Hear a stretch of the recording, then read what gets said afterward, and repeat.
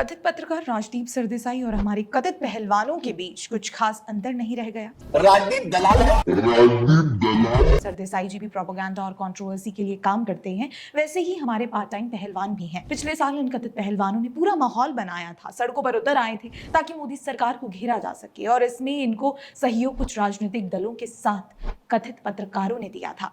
इनमें से एक है इंडिया टुडे के Rajdeep Sardesai. Olympic medalist and wrestling champion Sakshi Malik has now broken her silence on exactly what happened when she claims that she was molested by the then Wrestling Federation of India chief and former BJP MP Brij Bhushan Saran Singh. हैरानी की बात है कि इन्हीं राजदीप सरदेसाई को बंगाल में महिला उत्पीड़न कभी नजर नहीं आया। हाल फिलहाल में ही कलकत्ता में हुआ आरजीकर हॉस्पिटल मामला भी नजर नहीं आया। कभी इन मुद्दों पर गंभीरता से सवाल नहीं उठाए गए क्योंकि पत्नी बंगाल की टीएमसी से राज्यसभा सांसद हैं। सरदेसाई ने कभी भी बंगाल जाकर संदेशखाली मुद्दे पर भी बात नहीं की, सवाल नहीं उठाए। तो आखिर ये कैसे पत्रकार है? मगर आज कथित पहलवान साक्षी मलिक के साथ बैठकर मोदी सरकार के खिलाफ चर्चा कर रहे हैं, और मजे की बात यह है कि अब ये कथित पहलवान साक्षी मलिक राजदीप सरदेसाई की तरह ही पार्ट टाइम राइटर बन गई हैं। सरदेसाई जी के शो में वो अपनी बुक को प्रमोट करने ही आई थी। In this book, Sakshi Malik writes about an incident in 2012 Asian Junior Championship in Almaty, where she claims Brij Bhushan Saran Singh, former BJP MP and Wrestling Federation chief, molested her. तो आप उस बात पर बिल्कुल अमल है? बिल्कुल sir. जैसे सरदेसाई जी जाया करते हैं द ललन टॉप सौरभ द्विवेदी के पास अपनी प्रोपेगेंडा भरी बुक को प्रमोट करने, कर किताब लिखते हैं जो कि आ रही है, इसलिए अगले हफ्ते किताब वाला में आपको राजदीप जी नजर आएंगे। राजदीप जी अभी से हमने बुकिंग कर लिया आपकी। थैंक यू, जरूर 100%। आपका शो देखें तो हमारी किताब की रेटिंग भी ऊपर जाएगी। वैसे साक्षी मलिक ने अपनी किताब में ये जानकारी दी है कि भाजपा नेता बबीता फोगाट और तीरथ राणा ने उन्हें विरोध प्रदर्शन की अनुमति दिलाने में प्रोत्साहित किया क्योंकि वो महासंघ में ब्रजभूषण शरण सिंह की जगह लेना चाहती थी। बीजेपी के 2 हरियाणा के लीडर्स ने हमको प्रोटेस्ट की परमिशन दिलवाई थी, बबीता फोगाट एंड तीरथ राणा।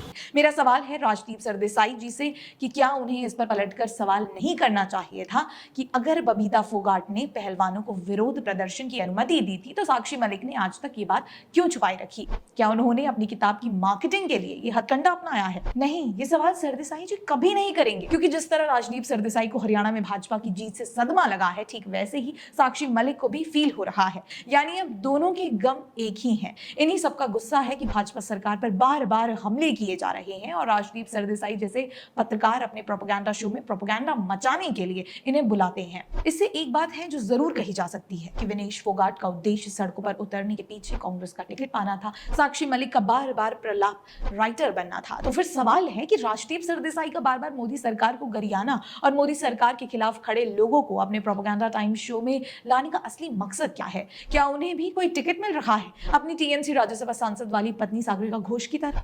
जो भी हो, कहना हमारा यही है कि पत्रकारिता में आधी से ज्यादा जिंदगी आपने अपने फेवरेट पार्टियों का एजेंडा सेट करने में ही लगा दी। अब क्योंकि कुछ ही समय बचा है तो कृपया सटीक पत्रकारिता करें, क्योंकि किसान आंदोलन की तरह ही पहलवानों का विरोध भी मोदी सरकार के खिलाफ ही किया गया था, जिसके पीछे राजनीतिक लाभ से लेकर लोगों को भड़काने से लेकर और कुछ नहीं। फिर आप जैसे कथित पत्रकार आते हैं जो बेवजह ऐसे मुद्दों को कुरेदते हो, क्योंकि सरदेसाई जी आप खुद मोदी सरकार के खिलाफ प्रोपेगेंडा बनाते हो। आपको पत्रकारिता के नाम पर जो भी अवसर और मंच मिले वो प्रधानमंत्री नरेंद्र मोदी को बदनाम करने के कारण ही मिले। जो भी हो, कहना हमारा यही है कि पत्रकारिता में आधी से ज्यादा जिंदगी आपने अपनी फेवरेट पार्टियों का एजेंडा सेट करने में ही लगा दी। अब क्योंकि कुछ ही समय बचा है तो कृपया सटीक पत्रकारिता करें, क्योंकि किसान आंदोलन की तरह ही पहलवानों का विरोध भी मोदी सरकार के खिलाफ ही किया गया था, जिसके पीछे राजनीतिक लाभ से लेकर लोगों को भड़काने से लेकर और कुछ नहीं। फिर आप